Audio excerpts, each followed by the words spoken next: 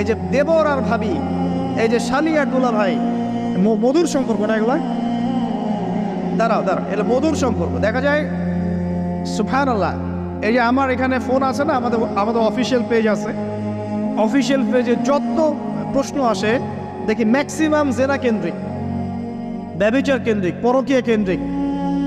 একজন প্রশ্ন করেছে যে দুলা ভাইয়ের চরিত্র এত খারাপ ছিল, আর ওই মেয়ের বয়স তখন কম ছিল, 13 বছর বয়স। 13 বছর বয়সের মেয়ের দিকে সে চোখ দিয়েছে।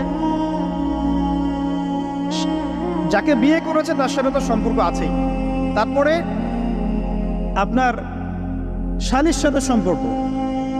এখন শালির সাথে তার 2 বছর ধরে সম্পর্ক করার পর সেগুলোর ভিডিও ধারণ করেছে, ধারণ করে তাকে ব্ল্যাকমেইল করছে যে যদি আমার সাথে খারাপ কাজে সে রাজি না হয় তাহলে এই ভিডিওগুলো ভাইরাল করে ফেলবে। এই যে অনলাইনের যুগ, এখন তো মানুষ